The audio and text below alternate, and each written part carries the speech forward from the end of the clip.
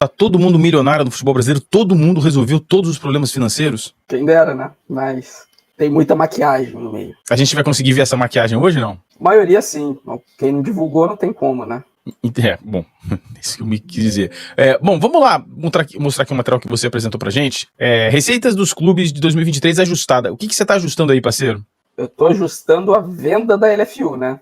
Todos os clubes da LFU, de alguma forma, divulgaram o resultado financeiro dos seus balanços de 2023, das suas limitações financeiras, e eles colocaram a venda da LFU como receita para poder ajustar o superávit ou déficit. Nesse caso, todo mundo de déficit. Entendi, mas não é que é ilegal fazer isso, né? É um processo normal, é uma receita que entra, talvez não seja bem especificada em alguns clubes, mas normalmente é uma representação de capital correta, né? Mais ou menos, né? Tem muita gente que discorda que não deveria ser feito desta maneira, né? Que deveria ser colocado como adiantamento, e ter colocado como receita extraordinária para não divulgar como resultado, e sim para o fluxo. Então, pode ser um contrato também, e a gente não sabe aí como, porque ainda não foi definido, ainda não teve uma unanimidade, nem todos da LFU colocaram da mesma maneira no balanço. E tem uma coisa importante, né? Que é o seguinte, independente de como é contabilizado, uma coisa tem que ficar claro, né? É uma receita extraordinária, né? Caiu aquela vez, não vai cair ano que vem os mesmos 100, 200 milhões de reais, né? Bom, o que a gente tá vendo aí na tela, Jonas? Essas são as receitas dos clubes ajustado, tirando a venda da LFU, né? Quanto que mais ou menos cada um clube faturou de receita no ano. Então a gente pode ver aí que tem alguns resultados que foram impressionantes, como o do Atlético Paranaense, divulgando quase 900 milhões de receita, mas quando você tira vários ajustes que eles fizeram e várias manobras contábeis para divulgar um balanço, o balanço, na verdade, eles faturaram 512 milhões, o que é um número expressivo para o Atlético Paranaense. Tem algumas coisas interessantes, né? O Atlético Paranaense é sim um valor expressivo, considerando o seu ajuste, porque não está longe do São Paulo, né? Está 20% atrás do São Paulo, 25% atrás do São Paulo. É um valor realmente impressionante. Outra coisa impressionante que eu vi aqui é que nós estamos falando de uma diferença de exatamente 10 vezes, né? Entre o primeiro colocado e o 14º colocado, né? Maior do que falado na estrutura das novas ligas, né, Jonas? Eu coloquei ali porque o Cuiabá não seria o 14º de uma receita do Brasil, né? Não tem o Bragantino, não tem o Cruzeiro, não tem o Santos, que estava no passado. Resolvi deixar o Santos de fora propositadamente, porque ele está na Série B esse ano. Então, o Cuiabá, em faturamento, ele seria o 18º, 17º, que eu acho que seria muito semelhante. Daí teria que ver o ano com América Mineiro, Atlético Goianiense, Goiás, Juventude, Criciúma, que subiram, Vitória até, se bem que o Vitória tem uma capacidade um pouquinho maior de arrecadar do que o Cuiabá. Então, é só demonstrativo, porque é o que tem divulgado, né? Eu ia fazer os 16 clubes, só que Bragantino não divulgou, eu não tenho acesso, e quem não tem acesso também é o Cruzeiro. O Cruzeiro não divulgou. O Ronaldo vendeu, mas não divulgou a demonstração financeira. Entendi. Bom, mais alguma coisa que a gente vale destacar aqui? Tem uma coisa legal para destacar aqui, que são os times do Rio de Janeiro, né? Muito próximos uns dos outros, particularmente Botafogo e Vasco, né? Sim. Na verdade, todos são próximos, tá, Kika? Os três são muito próximos. É porque o Fluminense tem ganho Libertadores. Então eles ganharam uma receita de premiação muito alta. E o Atlético Paranaense, essa distorção do Atlético Paranaense de ter passado vários clubes como o Grêmio Internacional, é uma coisa muito simples. Eles venderam o Vitor Roque, né? Exato. Mas, assim, uma coisa curiosa aqui, não é curiosa, né? Uma coisa importante de se ver, de se notar, é que a gente está falando aqui de um meio de tabela, vamos dizer assim. Até o Vasco me parece ter um valor muito mais baixo do que realmente do potencial que tem, né? Mas vamos incluir até o Vasco aqui. Esse meio de tabela, clubes como Atlético Paranaense, Fluminense, Grêmio, Atlético Mineiro, Internacional, Botafogo e Vasco, o que vai determinar o sucesso desses clubes não vai ser a parte financeira, já que o valor é pequeno ali, a diferença é pequena, vai ser as gestões, vão ser as gestões mesmo, né, o Jonas, porque a diferença é pouca, né, cara? Uma diferença pequena. O bolo ali intermediário ali é todo mundo muito próximo. Eu acho que quando a gente olha as receitas, eu acho até que o São Paulo ainda está abaixo do potencial dele, ele deveria estar mais próximo do Palmeiras do que deveria estar, do que está hoje, em relação a receitas, mas a gente é um bolo que você inclui Fluminense, Grêmio, Internacional, Vasco, Botafogo, Atlético Mineiro, todo mundo ali, é um bolo muito próximo um do outro, que a gestão vai ser determinante ali para para ver quem fica à frente da tabela. Entendi. O Vasco também, né? O Vasco também muito aquém do que deveria, né? O Vasco deveria estar aqui onde está o Atlético Paranaense, hoje, provavelmente onde está o São Paulo aqui, né?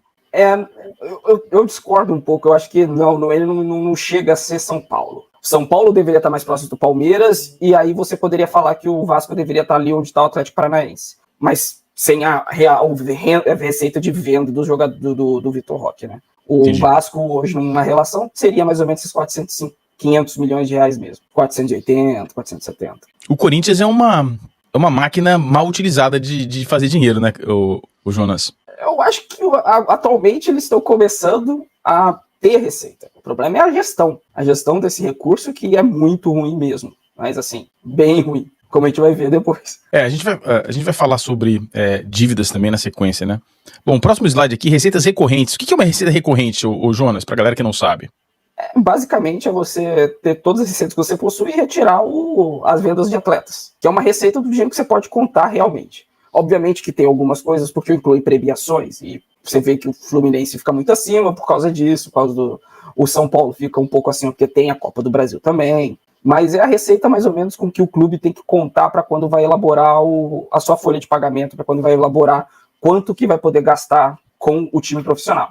Não só com o time profissional, né? Com gastos em geral, né? Os gastos esse é o dinheiro do planejamento, né? São mais ou menos os gastos do futebol, completos. Então, você pega a base, os custos administrativos também, porque você tem que ter toda a estrutura administrativa, água, luz, tudo isso é custo fixo, e essa é a receita que você pode contar para pagar tudo isso. E depois a gente pode falar depois da lei dos juros de dívida. Vamos falar também. A minha provocação aqui com essa questão das receitas recorrentes refere-se a planejamento de investimento, por exemplo. O Flamengo investir, não vou nem falar o estádio, mas o Flamengo investir, por exemplo, quiser fazer uma ampliação do seu centro de treinamento, mudar o centro de treinamento, fazer alguma coisa, o dinheiro investido, planejamento do dinheiro investido neste novo investimento deve ser feito sobre receita recorrente, não sobre receita extraordinária, né? Você projeta quanto a mais você vai receber de receita e inclui isso também no seu pensamento a longo prazo. Então, quanto você vai ganhar mais de dinheiro saindo do Maracanã, quanto você ganha hoje, menos os custos do Maracanã, quanto que você vai ganhar, menos os custos do seu futuro estádio e, provavelmente, quanto você vai pagar de juros aí para fazer a liquidação, para fazer a amortização desse investimento. Quais são as partes curiosas aqui desse valor, desses valores? Esse valor é basicamente, eu só estou falando uma coisa muito simples, é que basicamente todos os clubes aí operam com mais gastos recorrentes do que receitas. Se inclui os juros de dívida, se inclui fluxo de caixa, problema de fluxo de caixa, você tem que fazer empréstimos de curto prazo. Maior parte desses times gastam mais do que essa receita aí que está aparecendo. A exceção mais forte aí, provavelmente, é o Grêmio, o Cuiabá e o Flamengo. Eles operam dentro desse orçamento aí. O Flamengo com muita sobra, o Grêmio e o Cuiabá no limite. No limite tá, é ok por causa das receitas extraordinárias, né? Se você opera no limite do seu recorrente, você tranquilo. Tá tranquilo, beleza. Aí a gente começa a ver uma equalização ainda maior, né? Atlético Mineiro 327 milhões, Botafogo 305, Atlético Paranaense aí cai muito, né? Aquilo que você havia comentado anteriormente. Você vê que o Atlético Paranaense cai lá da quinta, qual posição que ele estava? Estava na quinta posição para 10ª posição. Isso aqui é uma realidade, é um raio-x bem mais preciso do tamanho do clube, da influência do clube, é onde o clube consegue, de fato, arrancar receita, né? Isso.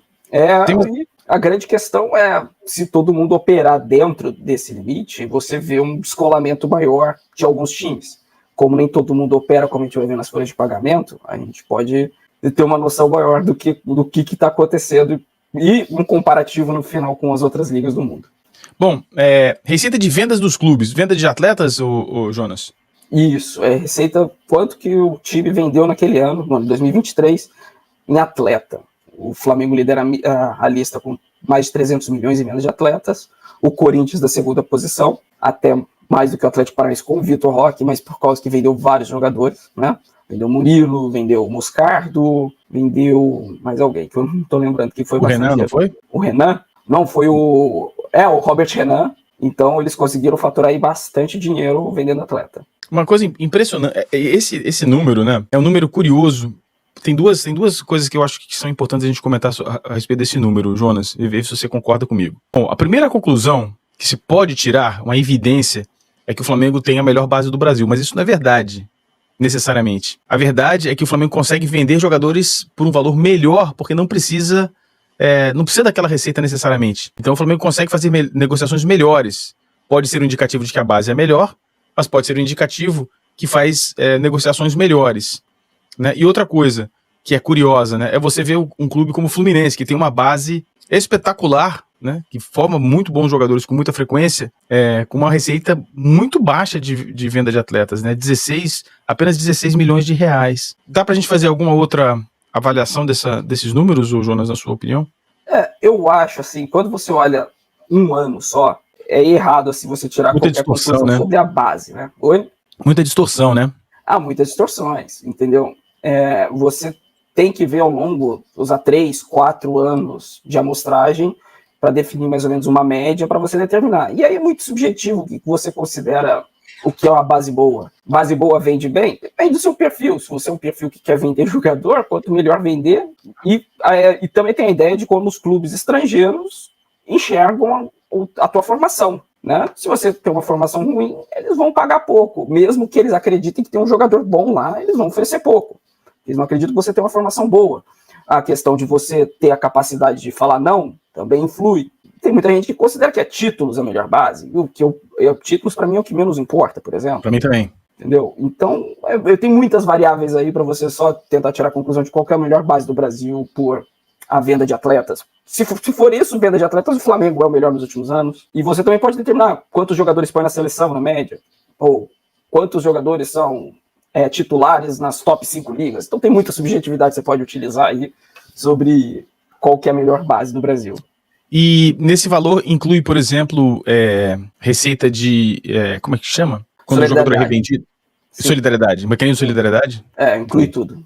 E uma outra coisa importante pra gente falar desse número, Jonas, desses números, a gente já volta com ele na tela, refere-se também à possibilidade que clubes menores têm de construir bases excelentes. Obviamente o time maior, com maior receita e o time com maior capacidade financeira vai negociar melhor os seus jogadores. Mas eu acho a diferença é muito absurda entre os valores. É que assim, venda de atleta não necessariamente envolve só o jogador da base, né? Envolve o profissional também. Então, se você tem mais capacidade de investir num jogador bom, certo? Você vai trazer ele pro seu clube e depois vai revender. Então, vai distorcer esse número. Entendeu? Por exemplo, o Flamengo comprou o Gerson e revendeu o Gerson. O caso do Gerson é um caso excepcional, né? Ou, por exemplo, tudo bem que é o Palmeiras, mas que o Palmeiras revelou o Arthur, daí ele vendeu para o Red Bull Bragantino, comprou de volta e depois vendeu de novo para o Zenit. Então tem esses jogadores mais estabelecidos, eles também valem muito dinheiro, que pode causar certas distorções. Então é complicado, assim, você tem que ter uma receita listável de venda de atletas baseado no seu orçamento. Assim, você não vai querer você fatura 150 milhões, 200 milhões, vai querer vender 100 milhões de atletas todo ano. Isso vai acontecer. Não sei que você tenha uma base excepcional. Mas olha só, era o número que eu ia dizer. Se eu opero uma SAF e eu organizo a finança do clube, eu investiria, assim, loucamente. É claro, tem que ser um time médio por causa da visibilidade, ou seja, qualquer time do Grêmio pra cima nessa lista, tá? E aí alguns clubes abaixo também, o Fluminense, por exemplo, deveria estar, talvez até o Bahia. Eu colocaria uma meta de 100 milhões de reais de venda de atletas. A meta é essa. O que a gente precisa fazer para termos uma receita anual de venda de atletas da base em 100 milhões? E eu vou dizer mais, hein? Não me surpreenderá se num futuro médio, daqui a uns 5, 10 anos, obviamente com todas as correções possíveis, a gente não tem um valor parecido com esse, Jonas. Sabe por quê? Pela inflação. Não pela inflação. Não, mercado. Tudo bem, tem isso. Mas as SAFs, a gente já havia falado sobre isso, e você me corrigiu lá no grupo de membros, você tem razão, eu me expressei mal. O cara que compra a SAF não está ali para uma operação apenas de dar lucro, né? É para valorizar o ativo e depois vender por mais. Se der para fazer lucro, excelente. Agora, um dos mecanismos de manutenção, e eu até fui pesquisar depois que você me corrigiu, um dos mecanismos de manutenção de um fluxo de caixa saudável é venda de atletas da base. Sim. Os caras vão vender atletas da base. Então, esse valor para mim é muito importante porque sugere uma questão forte de falta de investimento.